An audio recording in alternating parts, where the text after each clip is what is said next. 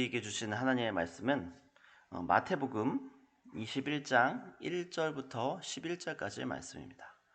마태복음 21장 1절부터 11절까지 말씀입니다.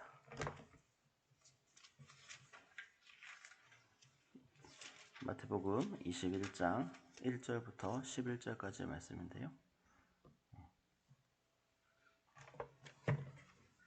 제가 봉독하여 읽어 드리겠습니다. 그들이 예루살렘에 가까이 가서 감람산 벳박에 이르렀을 때에 예수께서 두 제자를 보내시며 이르시되 너희는 맞은편 마을로 가라. 그리하면 곧 매인 나귀와 나귀 새끼가 함께 있는 것을 보리니 풀어 내게 끌고 오라. 만일 누가 무슨 말을 하거든 주가 쓰시겠다 하라. 그리하면 즉시 보내리라 하시니 이는 선지자를 통하여 하신 말씀을 이루려 하심이라 일렀으되 시온 딸에게 이르기를 내 왕이 내게 이만하니 그는 겸손하여 나귀 곧 멍에 매는 짐승의 새끼를 탔도다 하라 하였느니라. 제자들이 가서 예수께서 명하신 대로 하여 나귀와 나귀 새끼를 끌고 와서 자기들의 겉옷을 그 위에 얹음에 예수께서 그 위에 타시니 무리의 대다수는 그들의 겉옷을 길게 펴고 다른 이들은 나뭇가지를 베어 길에 펴고 앞에서 가고 뒤에서 따르는 무리가 소리 높여 이르되 호산나 다윗의 자손이여 찬송하리로다. 주의 이름으로 오시는 이여 가장 높은 곳에서 호산나 하더라. 예수께서 예루살렘에 들어가시니 온 성이 소동하여 이르되 이는 누구냐 하거늘 무리가 이르되 갈릴리 나사렛에서 나온 선지자 예수라 하니라. 아멘. 안녕하세요. 한 주도 평안하셨습니까? 추운 겨울이 이제 지나가는 것 같아요. 날씨가 많이 따뜻해졌는데요. 이제 계속 만연한 봄 날씨가 이어지는 것 같은데요.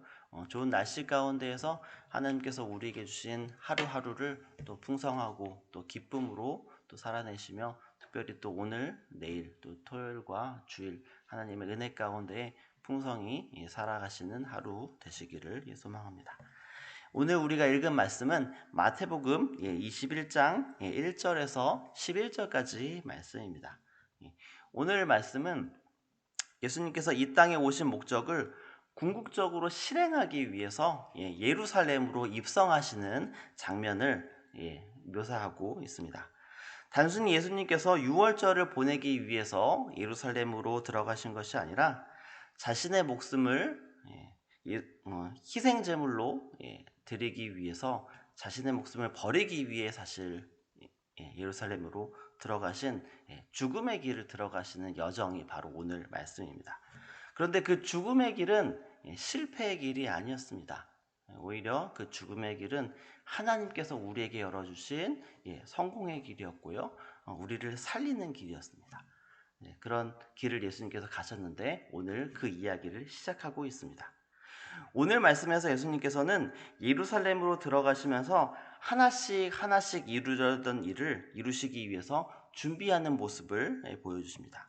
들어가시는 과정도 구약의 선지자 스가랴가 예언한 방식대로 겸손한 모습으로 나귀를 타는 것을 보여주고 있는데요. 이 땅에 왕으로 오신 예수님께서 사실 당시 왕이라면은 늠름하고 멋진 말을 타고 늠름하게 입성을 하는 것이 맞는데 예수님은 당시의 상황에 맞지 않게 나귀를 타고 입성하셨습니다. 그 나귀 중에서도 아주 작고 볼품없는 아기 새끼 나귀를 타셨습니다. 그것은 구약의 스가랴 선지자가 예언한 내용을 이루시고 예수님께서는 겸손하고 섬기는 왕이시라는 것을 보여주기 위함이었습니다. 예수님께서 나귀 새끼를 타고 예루살렘으로 입성하셨지만 많은 사람들이 환호하는 것을 오늘 말씀에서 볼 수 있습니다. 그들은 겉옷을 길게 펴고 나뭇가지를 베어 길에 펴고 나서 소리를 지르며 호산나 다윗의 자손이여 찬송하리로다 라고 외치며 환호했습니다. 호산나의 뜻은 주여 우리를 구원하소서라는 뜻입니다. 호산나는 하나님께 복을 구하는 간절한 기도의 표현입니다. 이 같은 외침은 왕이신 예수님이 당신의 백성을 구원할 구원자로 오셨다라는 것을 고백하는 그런 내용입니다.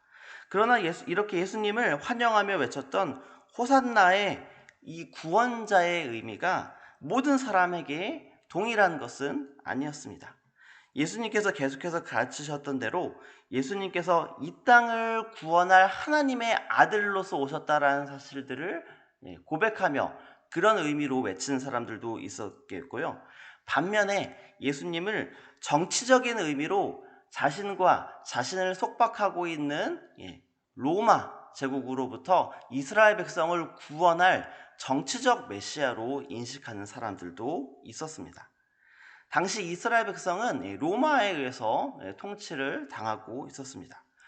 그로 인해서 이스라엘 백성들은 구약에 예언된 메시아를 기다리고 있었습니다. 그 메시아는 정치적 메시아를 의미했습니다. 왜냐하면 그때 로마의 핍박과 압제가 그들에게 너무나도 고통스러웠고 힘들었고 하나님께서 그들을 구원해 주실 것이라는 그 믿음이 그들 가운데에 계속해서 있었고 그로 인해서 현실에서부터 받게 되는 여러 가지 고통으로부터 그 삶을 승리하고 이겨낼 것들을 바라고 있었던 것입니다. 그러나 예수님은 초라한 나귀 새끼를 사심으로 그들이 원하는 백마탄 기사처럼 늠름하게 말을 타고 예루살렘으로 입성하지 않으셨습니다. 예수님께서는 자신이 사람들이 기대하는 정치적 메시아로 이 땅에 오시지 않으셨다라는 사실을 보여주시기 위해서 일부러 그러신 것입니다. 예수님께서는 이 땅에 온 모든 문제들을 하나하나 우리가 필요한 문제들을 하나하나 해결하시기 위해서 이 땅에 오신 것이 아닙니다.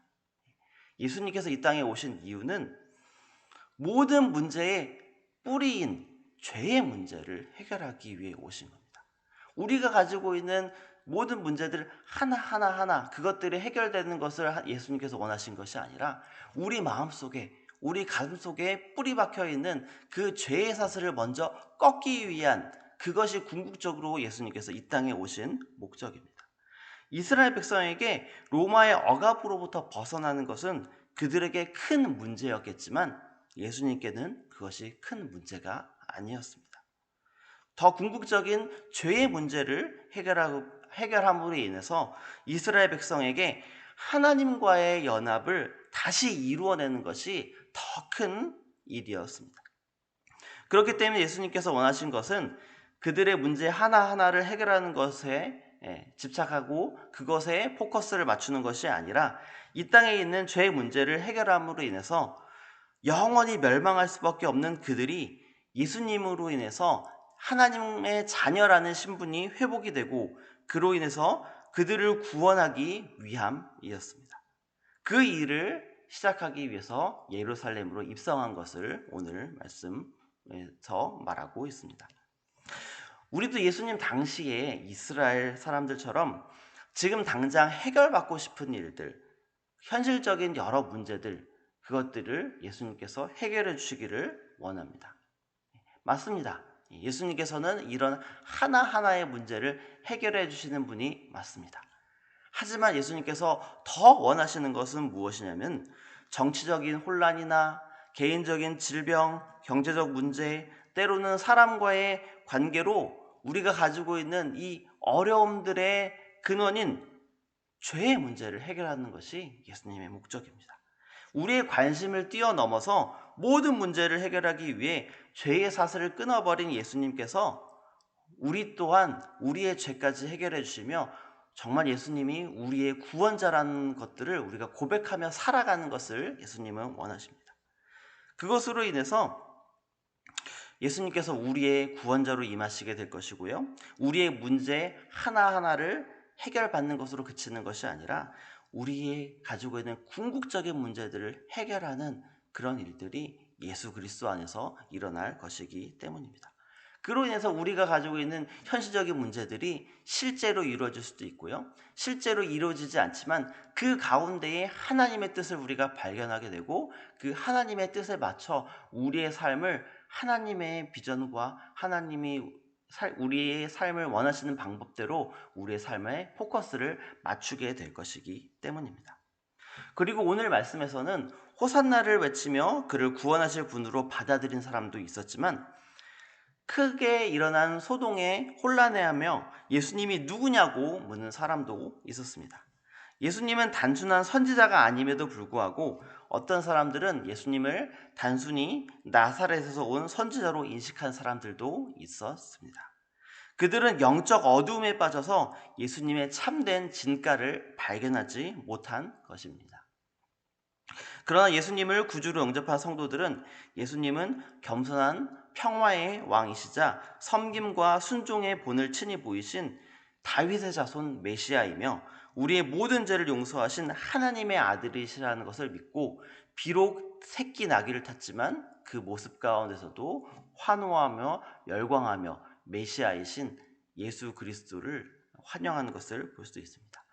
우리 또한 그분의 말씀과 예수님께서 우리 가운데 행하신 일들을 기대하며 소망하며 이미 행하신 것들을 바라보고 예수님의 말씀에 따라 살아가는 우리 성도 여러분들 되시길 소망합니다.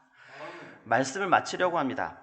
먼저 예수님을 구주로 영접하고 우리를 구원할 분으로 이 땅에 오신 예수님의 진가를 발견하는 성도 여러분들 되시기를 소망합니다. 그로 인해서 그분을 온전하게 따라 살아가는 성도 여러분들 되시기를 소망합니다.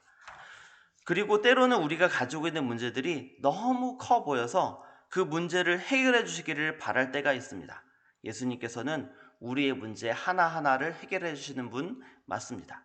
그러나 예수님은 더욱 궁극적인 문제를 우리에게 해결해 주시기를 원하십니다. 때로는 우리가 가지고 있는 죄악의 사슬에서부터 우리를 죄부터 끊어내는 것이 더욱더 중요합니다. 그 일을 하시기 위해서 예수님께서 이 땅에 오셨고 우리를 구원해 주셨기 때문입니다. 예수 그리스도로 인해서 죄의 사슬에 묶여있는 우리의 영혼에 진정한 자유와 평화가 임하기를 소망합니다. 예수님으로 인해서 모든 문제가 해결되는 그런 은혜를 경험하며 살아가는 우리 성도 여러분들 되시기를 소망합니다. 기도하겠습니다. 하나님 아버지, 예수님께서는 예루살렘으로 입성하시는 길이 죽음의 길이었고 고난의 길이었습니다. 하지만 그것은 결코 실패의 길이 아니었고 성공의 길이었으며 우리를 살리는 길이었습니다. 그로 인해서 우리의 모든 문제들을 해결해 주시는 근원인 죄의 문제를 해결해 주시는 것을 살펴보았습니다. 우리가 삶을 살아가면서 하나하나 문제에 집착하는 것이 아니라 그것의 근원인 죄의 문제를 예수 그리스도를 통하여 해결받는 것에 우리가 더 많은 관심을 둘 수 있도록 도와주시고 그 모든 것들이 예수님으로 인해서 해결될 때에 우리의 삶 또한 하나님께 방향에 초점을 맞추고 이 땅을 말씀 안에 살아가는 우리 성도 여러분들 되기를 소망합니다. 하나님 우리와 함께하여 주시고 그런 삶을 살도록 우리를 인도하여 주시옵소서. 감사합니다. 예수 그리스도 이름으로 기도합니다. 아멘.